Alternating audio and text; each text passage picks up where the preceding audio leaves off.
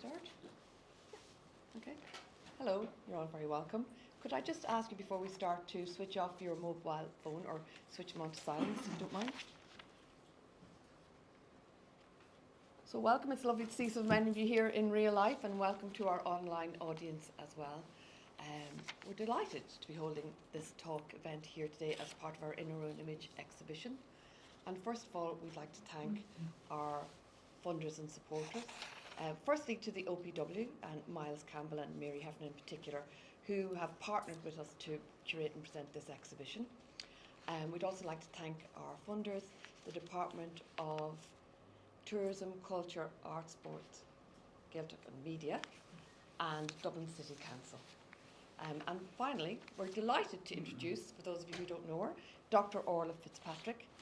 Orla is one of Ireland's leading photo historians and has got an incredible international reputation for her work. She's published widely, and we're delighted that she's also a member of our board. So we'd like to thank people who contributed to the image research on this exhibition, particularly the images that have been supplied to us relating to Augusta Crofton Dillon from Sean Sexton, leading photo collector, and the National Library of Ireland. So thanks again, and I'll hand over to Orla. Thank you. Great. Thank you, Trish, for that very kind introduction, and thanks to everybody in the Gallery of Photography who are very supportive of my research. I'd also briefly like to thank as well the Humboldt Arts Federation in California, who gave me some money to enable me to do further research into Augusta Crofton. So this is the lady in question, Augusta Crofton, and she's seated here outside the photography house at her father's home in Moat Park, County Roscommon. And in this photograph, she's 26 years of age. She's a year away from marrying Luke Gerald Dillon of Ahaskra, of Clonbrock House in Ahaskra, Galway. And at this stage, she's been practicing photography for 10 years. So I first encountered Augusta Crofton when I was working for the Women's History Project in the newly developed photo archive in 1997. So I had a very lucky I was in a very lucky position. I was able to catalogue the Clonbrock collection. So I spent each day going through glass plate negatives and trying to make sense of the listings and the photographs I was looking at led me to look at wider material, to look at her diaries, her memoirs, her extensive receipts. So she was a meticulous person, and like many of the landed gentry, she kept very good records and were able to get an insight into her world. So if you read 60 years of somebody's diaries, you're definitely getting a good insight into what motivates them. But she was practicing the wet plate collodion process. And this is a very complicated and very arduous process that required you to be both meticulous, but also to be quite physically strong and to have a lot of patience. So there are different debates as to what age she started practicing photography. Eddie Chandler, the historian, refutes the idea that she started at the age of 15. But there is evidence, and I was talking to Sean Sexton yesterday, and some of the albums he has definitely show that as a teenager, her and her brothers were practicing this process. So I think that really what we're seeing here is a very poised, accomplished young woman.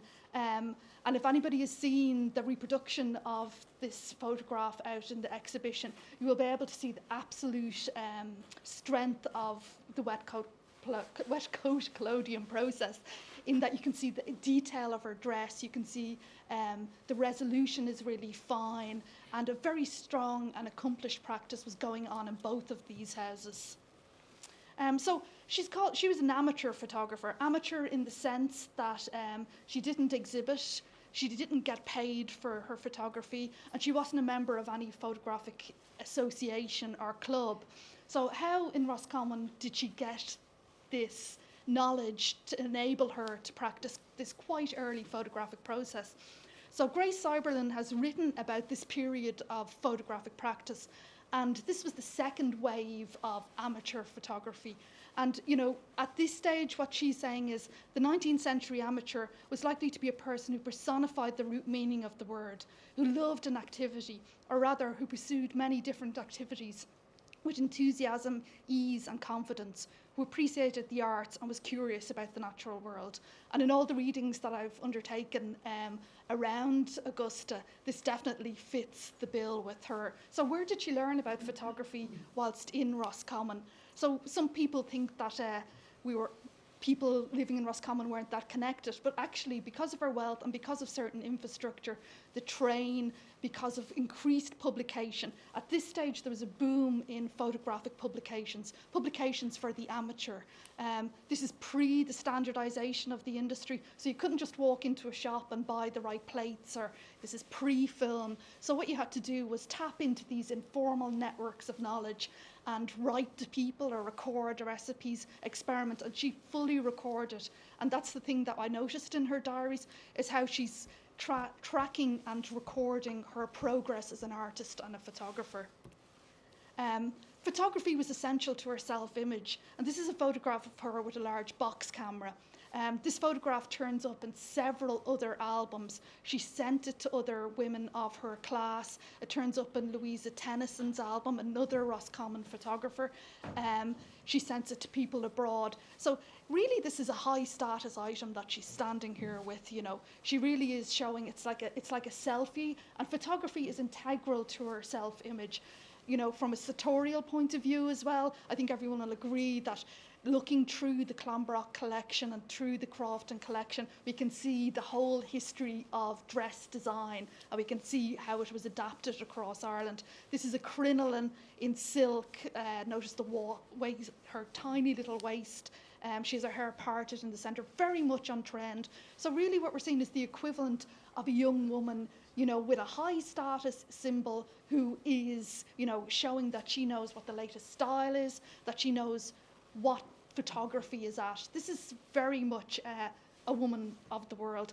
Also notice the size of the camera, how unwieldy that would be, but a really beautiful portrait of the young Augusta Crofton. I should also mention as well, there's some debate about the nomenclature or what to call her. So she was born Augusta Crofton, she marries into the Dillon family, and at some stage she becomes Lady Clonbrock. So for ease of understanding, I've given her all her names here, but she would not have been known as Augusta Crofton Dillon at any one stage, but it just makes it a little easier to understand that I'm talking about the one person, despite her shifting her names along the way.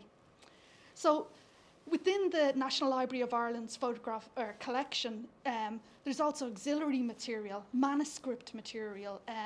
So the Clonbrock house in Ahascra in Galway was sold in 1976. And if anybody has a chance, they should look on the RTE player and you will see footage recording that big sale. Christie's came, it was 4 days. Everything in the house was sold. So there's a separate sale as well for the books, for the library. Then there's also all the receipts and manuscripts go into the National Library. So I've looked through her photographic receipts. The family dealt with 18 to 20 different photographic companies. There are 160 receipts spanning over a 60-year period. So her accounts were sent on, and she tallies these up and marks them against her own expenditure. Now, she was independently wealthy in a way. She didn't own the estate per se, but on her marriage she would have had a marriage settlement which enabled her to have an independent income, which she records meticulously. So this is a receipt to Augusta Crofton Dillon, and it's a company based in Paris, De Brony, and she is buying another camera, and this camera is one that slightly simplifies the Collodion process, but it also shows, and this is what you see throughout all her diaries, in that she's constantly refining her practice. She's constantly spending time, you know, switching around or trying this out. New lenses. She buys lenses from Grub in Dublin. She buys lenses in London. And she's mix and matching these. So this is one of her purchases. A little later on from the first photograph that we've seen. So this is in the 1870s on one of her trips to Paris. So this slide gives an indicator of what she was dealing with when you went out to take a photograph using the Collodion process. You brought the chemicals, you sensitised the plate, you had to develop it within 10 minutes in the field. So all of this is undertaken as well as dealing with light meters, no artificial lighting, and carrying all of this out. So this illustration fully shows where we're at. There's no such thing as, you know, the Kodak slogan of, you know, you press the button and we do the rest, or our phone photography now. So everything is much a labour of love. So where is she finding out about this? We know that she subscribed to certain journals. She also went to the industrial exhibitions. She went to industrial exhibitions which often had a big photographic content. She went to them in London. She went to two in Dublin. The one in 1862 in Dublin had 4,000 photographs in it, including the work of Julia Margaret Cameron, the work of Lady Harewarden. So she's exposed to a lot of this, you know, cutting edge photography, and that's happening when she's visiting Dublin and other cities. So I think this is a great illustration of what she had to do to get the photographs that we're seeing in the collection. So this is a publication that was actually sold and was in the library of both Crofton Park, both Moat Park and her home in Galway. So I find these library inventories fascinating because what you get to see is what was in the house, what they read, and you can see that they're influenced by different people abroad and at home. It also gives a good indication into Irish publishing and the publishing scene in Ireland. So this is Abneys, a treatise on photography, 400 pages long. It included recipes for coating papers using albumen, toning press, toning photographs, how to coat. And you can see here the illustration with the hands. This is the glass plate negative, and what you're doing is you're coating it with this substance. And this is all happening in the field. So this publication was in the homes that she's living in. She's using that. It went to multiple editions, to 23 editions, because this technology is in progress and it's changing. So, you know, you had to keep up to speed and you had to try. She meticulously records as well the light conditions, what way she was facing, the mix, and how all of those things interact. So how many photographs would you get taken, or how productive can you be using this process? So this is from her diary, and foggy morning but cleared to lovely bright day. Took the camera out at noon as it did and worked away till there was no more light, 2 or 3 tolerable ones. So by 1865 she records that she has 900 glass plate negatives. And she's listing these. So that gives an indication of her work rate. She spent 8 full days in January 1870 on photography. And what comes across as well in the diary is quite a lot of frustration. She's frustrated, you know, that a lot of work can go into something and that she doesn't have much output. And if you compare this to our digital world, and perhaps maybe some of the photographers in the room might agree that maybe 2 or 3 tolerable ones is all you get, even if you take 300 photographs in a day. But it is an indication by the end, and I was talking to Sean Sexton about this yesterday, we reckon that her output was about 3,000 to 3,500 photographs. So we're getting an idea there of how hardworking or how dedicated she was to this medium. And this is another receipt, and I mentioned that, you know, you didn't just walk into the chemist or didn't walk into a photography suppliers and get, you know, your kit that enabled you to fully take photographs from the start. She was purchasing, and here's another receipt here. This is quite a lengthy one, and she's purchasing directly from a pharmaceutical chemist based on Henry Street. And I have here a list of some of the things that are on that actual receipt, which is also an indicator that you had to know what you were doing. So this lengthy receipt from William Allen, photographic chemist, it dates from 1864, and it included, here we are now, nitrate of silver, tubes of gold solution, iron sulfate, gelatin, citric acid, hydrochloric acid, ammonia sulfate, and potassium permanganate, potash. So Augusta is using this materials to, you know, make a recipe up and get an idea. So maybe we don't get an idea as well of what these actual prints would have looked like. I spent my time in the photographic archive scanning the glass plate negatives, But photographers during this period had a very definite idea of what colours they wanted or what hues of black and white. So we would say black and white or sepia and white, but there is a vast kaleidoscope of different tastes within that. Some of them would have a sort of a purple hue, some are browner, some are more on a darker side. So all of these are personal things that she's trying out, writing letters with other photographers in her circle and exchanging that information. I love this photograph. It's a photograph of her as a teenager. It's from the Sean Sexton collection. And again, it has something of that sort of, youthful swagger, beautifully dressed as well. But we're seeing the photographs now as they would have been consumed, within an album, captioned, cut to the round, with this sort of slightly dark brown hue and tone to it. And I'm very interested as well in how these photographs were consumed and the whole life cycle of the photographs, in that they were, printed but put into albums. She wasn't exhibiting these photographs. It's within a very tight circle. It's within a circle of her friends, her relatives. She's sending them in the post. They're putting and pasting them into albums, taking a lot of time and a lot of consideration as to which photograph goes beside which photograph. So that might be something that's quite hard to get across in an exhibition as well. Sometimes it could be hard to get how are these photographs used by these people and how do they interact with them. This is a photograph that she took. It's from 1858. And again, this is from her earlier days as a photographer. This is when she was living at Moat Park in her father's home. This is her brother, Charles Crofton. And again, a very fine portrait. So she had several genres that she practiced in when she was in the house or in the photo house. Sometimes they called it the Collodion hut or Collodion hall.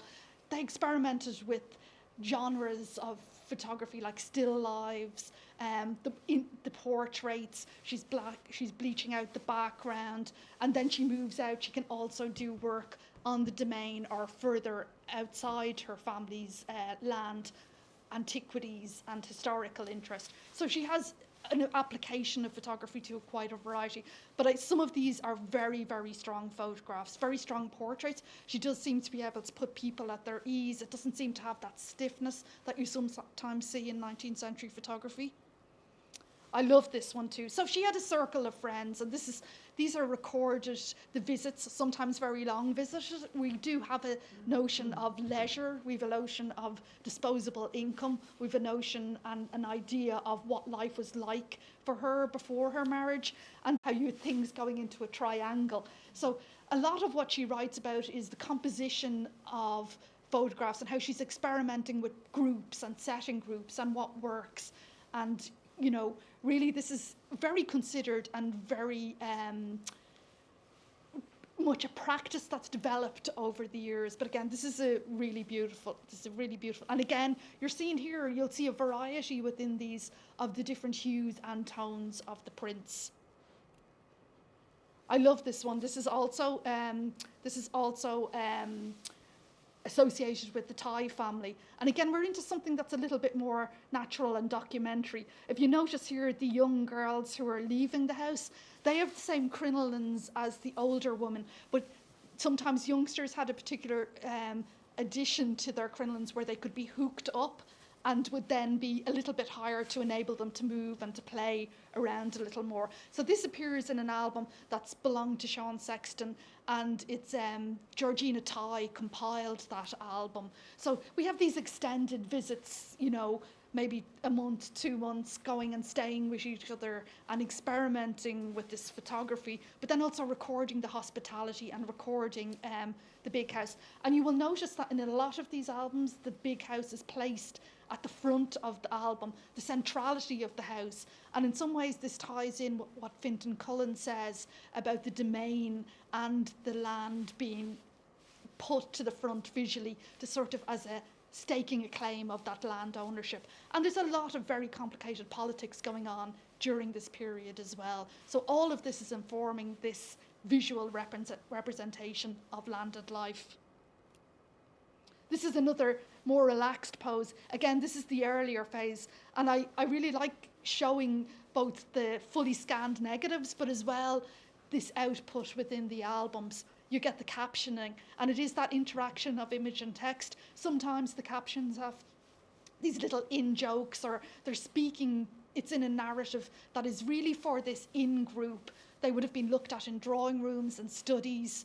And there's also something with the photo album when you're showing a photographic album to somebody, and this is something that's lost, and there's some great recreations of it in Somerville and Ross's writing in their novels, where they talk about the sort of chat that goes along, what you point out. It's a bit like what we show people on our mobile phones now, or when you're showing a slideshow and you go, look at that. And a lot of it is this sort of verbal interaction. This is how these photographs were consumed. This is their life cycle. And, you know, they're sent, they're exchanged. So it really is a living thing. They're very much, it's not just the image is then circulated and out there and discussed. So this is Luke Gerald that Augusta married at the age of 27. And just to give a bit of background on both the estates, Augusta's own estate, her father's estate in Moat Park, that was circa 20,000 acres. The Clonbrock estate was 27,000 acres. If you look at Terence Dooley's book, The Decline of the Big House in Ireland, you will see that both estates in the post-famine period were pretty stable in that they didn't have much land, they didn't have much rent arrears. There wasn't a particularly high level of agrarian violence in and around them, even though Roscommon was a hotspot of that. So they seemed to be stable, and maybe at this stage only inclinations were coming in that this was a world that was going to change very much. So she has quite a few really strong and really powerful portraits of Luke Gerald, both before they were married and afterwards. And, you know, very much some experimentation with what looks like, you know, backdrops and props and being at ease and in different outfits and in different guises. Sometimes in costume, you know, mirroring perhaps what Julia Margaret Cameron was doing. So they were both photographic fanatics. If you see from their wedding list and the presents that they got quite a lot of albums, and they also got lenses and cameras and things that are sort of atypical for a wedding present. When she announced that she was going to get married, her father said, the pair of you just want to photograph together. And there's a really nice little memoir from one of their daughters. It was an oral history recorded. It's in the manuscripts department in the National Library, and Edith has recorded these sort of little insights, so they add another layer to the diaries. So she wasn't long established in Clonbrock in a Haskra when she decided that they needed a new photo house. And this photo house that they built in Galway was a far more substantial building, and a lot of thought went into it in compared to the house in Moat Park where they practiced their photography.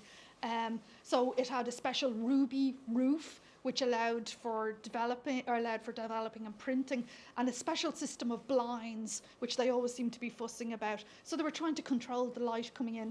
Remember at this stage as well, pre-electricity, and there was a lot of contact printing. So your print would be the size that your glass plate was.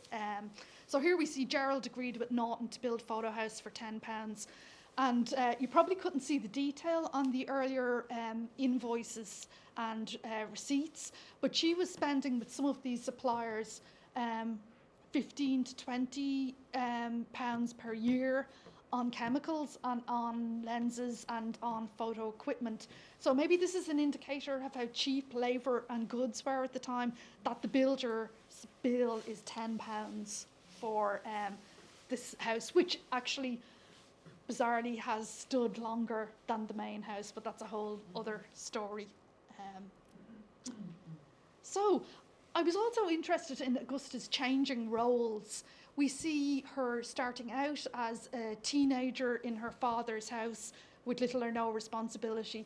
She then marries and has 4 children between 1868 and 1875. She's 3 girls and a boy. And then she goes on to have this role and this job, which is her reflective of her husband's role as the secretary to the Lord Lieutenant in Ireland. Twice he has this role working with the Abercorns. They move up to Dublin. They're living in the Phoenix Park, and they're involved in this social whirl, which includes many events held here in Dublin Castle. But did motherhood impact upon Augusta Crofton, and what was the change? Could she devote 8 days a month, as she did in her late 20s, to photography?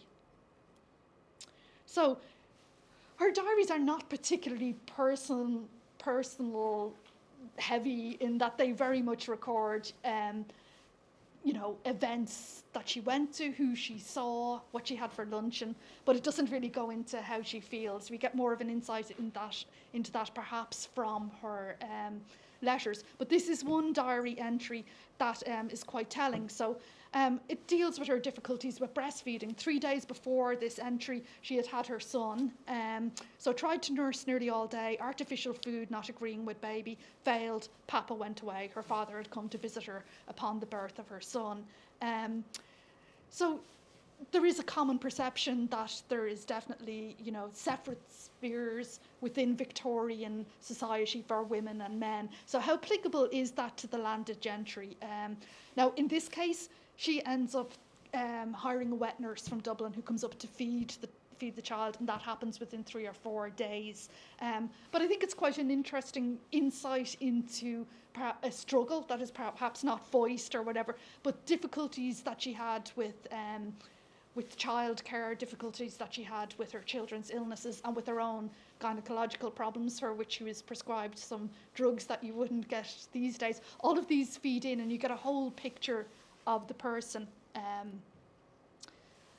But she was part of a particular society, and as Leonore Davidoff, his feminist historian, has noted, that women of Augusta's class weren't necessarily expected to stay at home, and they devolved childcare to paid help, freeing them up to what was considered for women of her class perhaps to be a more important role, and that was nearly akin to a diplomat's wife. She accompanied her husband on these events that took place in Dublin Castle during this quite fractious time in Irish society. So this gives an indication of what her day was like whilst living in Dublin. So walked with Gerald in afternoon to polo and cricket at Phoenix Park, and the evening to the investiture of Lord Carysford and Lord Londonderry in drawing room at Viceregal Lodge. Dance after, home at 3:15. So 3:15 in the morning. So she had this social life. She was expected to accompany the Abercorns when they visited the RHA,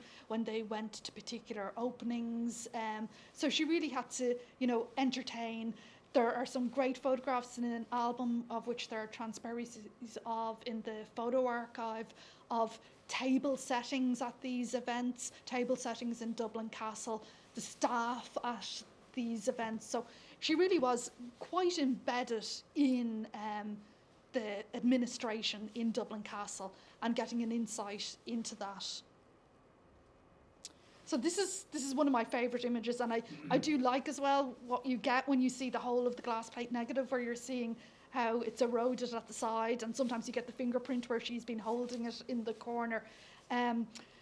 So what did they photograph on? And what we select to photograph is very telling. The idea that you would necessarily photograph all of the land, or, she probably was in some ways limited by the size of the photographic outfit and kit that she had, but also the domain and the importance of the domain for the landed gentry. It really was somewhere where they could demonstrate their knowledge and their taste. So very careful planting, walkways leading to a certain place. And you can see this reflected in the libraries of both Moat Park and Clonbrock, where they were buying the books and the plans by the latest garden designers, landscape designers, So there's patterns for cottage ornate. She's looking at Gilpin, she's looking at Loudon, they're looking at these designs. They're always tweaking, they're importing plants, they're selling plants. When they go visiting, they send plants home.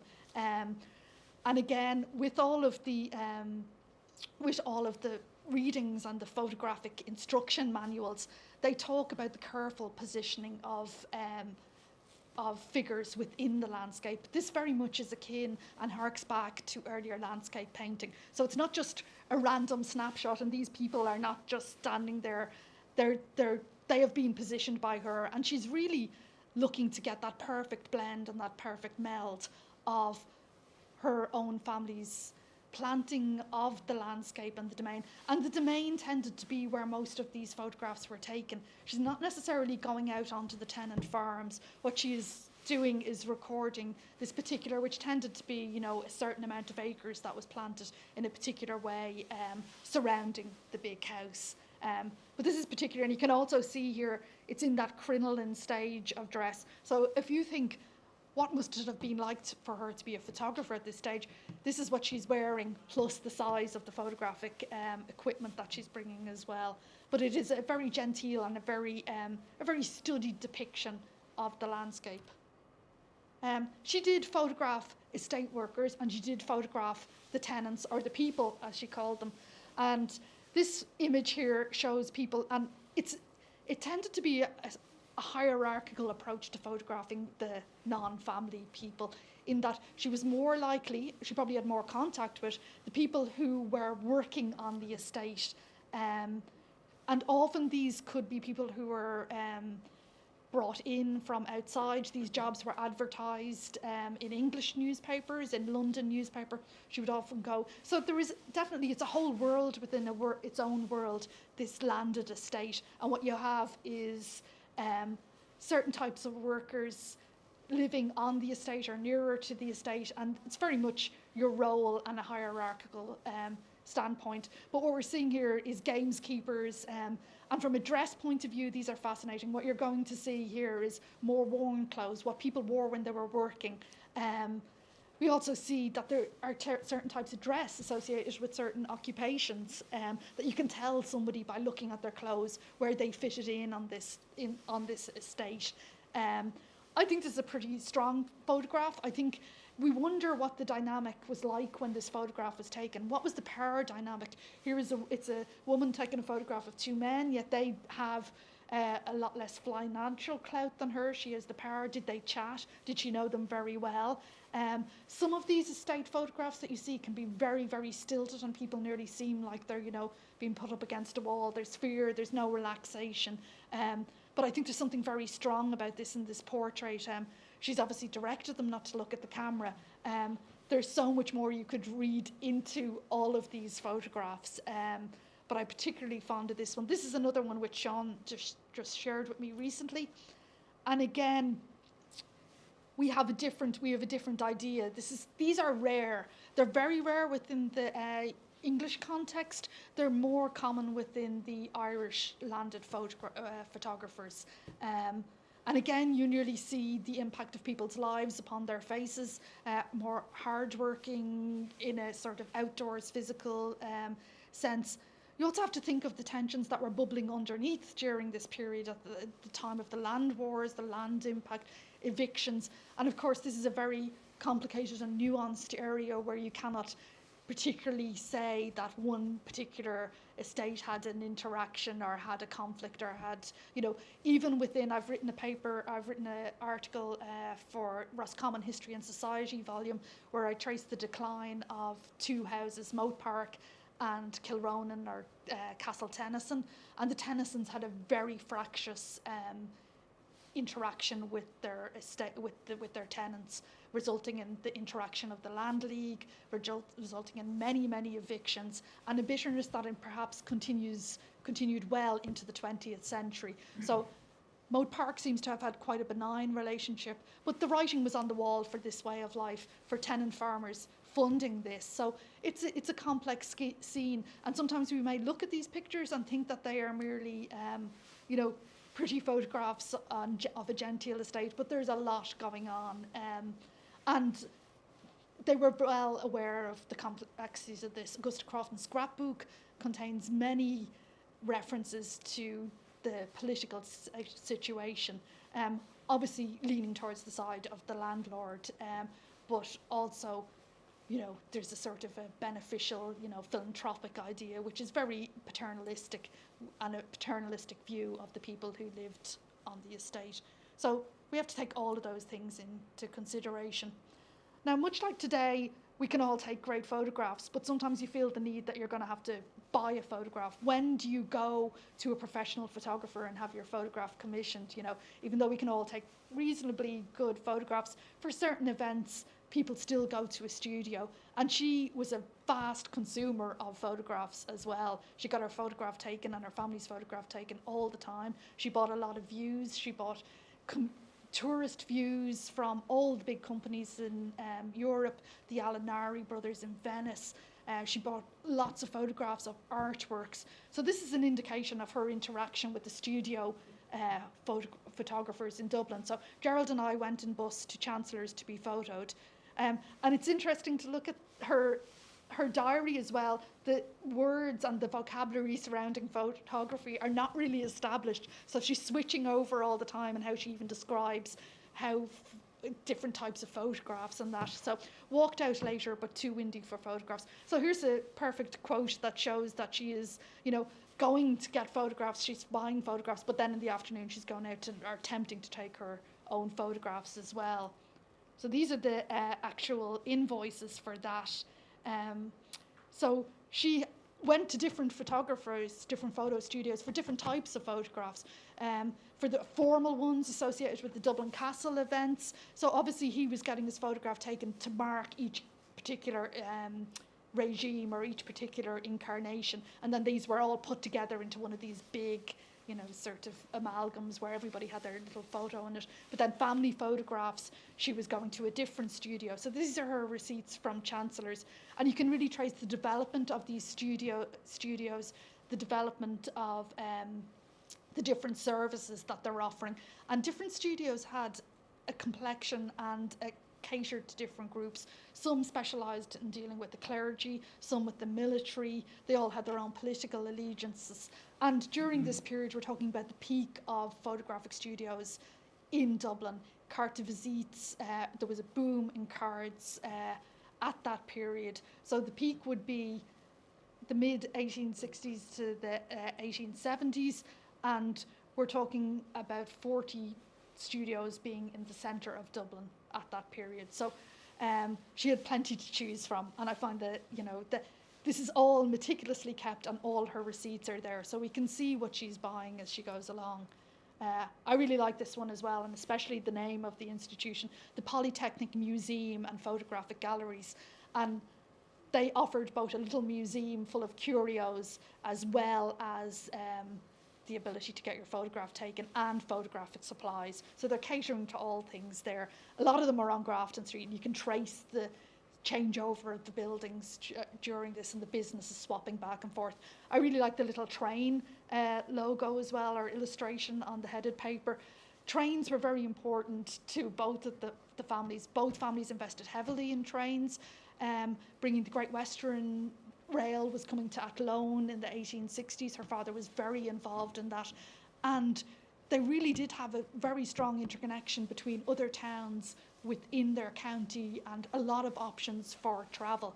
And she's back and forth to Dublin all the time, and then arriving at Broadstone and then going directly for the ferry. So she was remote, but also not perhaps that remote. There were a lot of postal services during the day as well. So we really have things going back and forth, perhaps in a way that we mightn't consider typical for the 19th century. So I was talking earlier about albums, and where do these photographs go if you're taking that many photographs, and what do you do with them? She seemed to break her time up, her photographic time, into photographing in the field or in the photo house. Then she would have her printing period and toning period, and then she would amass these or arrange them within a photo album. And these photo albums were works of art, often very well illustrated. You'll see outside there's a reproduction of the Tennyson album, and that's all cut up and beautifully illustrated. So she's putting photos in my book all morning. So this is what she's doing, and she's captioning them or making a photographic book or photographic album for somebody and presenting that to them as a gift. You know, and it has its origins in women's keepsake albums and in that idea of writing pieces of poetry or pressing flowers, but a very, you know, much a showcase of her family's taste and what she was doing. so getting towards the end here and getting towards the end of her life here. This is her in her later days in her study, and people talk about this period, or about, you know, these houses having photographs nearly as photographic furniture. They're sort of taking over. So you see a very dense and a very, you know, crowded and cluttered space. But she was surrounded by the photographs. So she has both albums and framed photographs everywhere. In the sale in 1976, there were 2 or 3 photographically illustrated what would you call them, wall hangings and that, where she's made massive collages and screens which were used in a sort of a decoupage fashion. I don't know where they went, but they sound fascinating.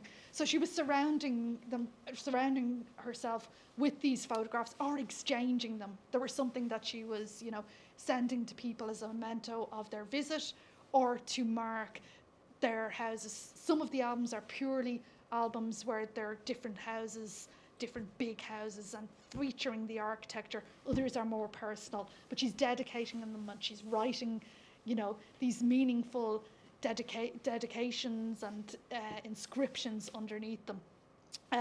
But this is her. She lived a long life. She died in 1928. So we really are talking about a move from a very stable, or quite stable, position of the landed gentry right through to a new state and the redistribution of the lands from which they made their wealth on. We're also seeing her, you know, through all stages and cycles of life. And I'm mainly interested in the first 2 decades of her photography, when she's practicing this Collodion process, but she did continue, and her family continued to take photographs right into the 20th century, moving all the time with the technological advances, and, you know, adapting and adopting all of these different formats. So we move into the snapshot photography. And, you know, I'm hoping, last year wasn't a great year for getting into archives, or to, you know, actually do further research. So the Bees and Christie's, their records would reveal where her photographs have gone and what other albums they're in. Then there's quite a lot of local history that could feed into that. So hopefully when they open up, I'll be able to triangulate all that with the amazing resources that are in the manuscript section of the National Library. But last year I was able to get Augusta Crofton into this encyclopedia of women photographers that was published in Paris last year. And it's going to be published in English this year. So I think that's an attempt, really. You know, I was talking to Sean Sexton yesterday, and we were saying that her output and the calibre of some of her photographs is up there with, you know, a lot of the greats, and it just hasn't really been seen or considered academically in that way. So hopefully this publication is a step towards that, and we'll get to see more and maybe bring it together in a publication fully devoted to her, or something along that lines. So I think that's about it. Thank you very much, Orla. I mean, that's very interesting about the contemporary framing, because one of the reasons we wanted to curate this show in Gallery Photography Ireland is, you know, focused on contemporary practices. But one thing we're very mindful of is that there isn't such a high level awareness of the canon of photography and the role of a cross section of artists who use photography, you know, over the decades since the invention of photography in 1839. So it's really amazing that someone like Orla Fitzpatrick could come and talk about Augusta Crofton Dillon. Just stop there with that name. And this event is being organised to mark St. Bridget's Day. So it's very interesting, particularly to get your perspectives on that broader context with which she made her work. So this is one thing we want this show to be the start of looking at artistic practices that underpin the work of today's contemporary artists. So the story of photography, begun with this exhibition out here in Printworks, continues at Gallery Photography Ireland, because one of the things we found in doing the research, which started, about 4 or 5 years ago, for this show, was that, you know, we would have a concern that the work of contemporary artists isn't being archived for the future. I mean, we're lucky with Augusta Crofton that her work was collected, but there are a lot of photographers like J.J. Clark, we only have a tiny minuscule amount of their work existing. So it's really important that we, in order to celebrate the wealth of talent of photographers working today, that we find ways to archive their work as they go along. So over in Temple Bar, you'll see the contemporary iteration of the start of a process of working with artists to capture their process and their practice. So from a broader point of view, we'd like to thank Orla, because Orla was the historical advisor on the show out here as well. And she is widely published, but her latest book is available in reception if you like to. And I wonder, we probably have time for one or two questions, if anyone has some questions.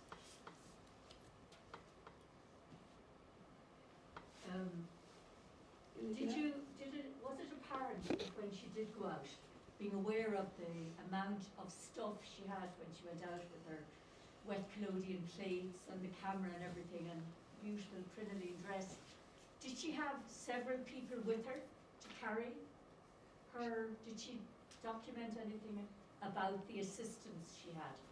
They seemed to photograph in groups. So sometimes it would be we went out, and sometimes the ideas of authorship are blurred as well, in that who was taking, it was her and her brothers, or her. I should also add that Gerald Dillon had 8 unmarried sisters who were living in the house in Clonbrock, some of whom were into photography. So I think they went out as a group. She doesn't mention getting any direct assistance from anybody who was working in the house.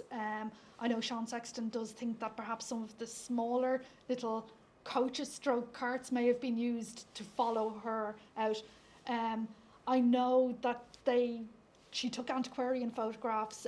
They travelled around Ireland recording particular runes. Some of these are reproduced as woodcuts in the antiquarian journals. So that would have been quite a trek to travel from Clare, from Roscommon with all of that. She doesn't explicitly mention it, but we is mentioned a lot, so it can be quite hard to. I think they were all out together, and there are variations taken on the same day. Sometimes she etched in the corner of the plate, ACC, and then Gerald Dillon would etch in the corner of his, and they seem to have been taking the same view on the same day. So they were out there together. Sure, thank you. Sorry, did the early photographs and that process you talked about, did that entail the sitter sitting very steady for a lengthy period, or how long? The early studio pictures we do have, there's evidence of sort of head grips, and sometimes you can see them. You see them behind, and sometimes there is blur as well. So she starts buying dry plates, which you could buy in the 1870s onwards, and they seem to have a quicker exposure rate, and she didn't have that problem as she went along. But you can definitely see hints of these headrests in the studio pictures in Boatmoat Park and Clonbrock. So as our practice went along, that wasn't as much of a concern. The dry plates weren't as sensitive, or were much more speedy than the first ones. Yeah. And just briefly, sorry, when she was posing there in the early ones again, was she triggering the camera herself, or was it just somebody else doing it, or was she doing it? No, I think they were photographing each other. I haven't seen in any of the equipment or anything where they were doing that, So so the talk probably has quite a lot of photographs of her, but not taken by her, so they're not selfies per se. They were photographing each other. Yeah. It's the whole idea of how you make a picture. You might, if you're the photographer, you're setting it up, you're deciding what's photographed. Someone else might actually physically pull the lens off to expose, but you're still constructing the photograph is our interpretation of it. Sort of art director. It's hard to tease that back from what she wrote. Yeah. Can I ask a question? It's interesting to look at her early work compared to the later work. Her early work seems much more, in terms of subject matter, experimental and subversive compared to her later work. Do you think that's down to her increasing status in society? I think it seemed to have been a 10, 15 year absolute obsession. Yeah. And then the diary starts mentioning other things, including tennis and Right. the children. And the So there children, is yeah. definitely her interest in photography continues, but it really seems to have been this absolute peak for the first 10, 15 years.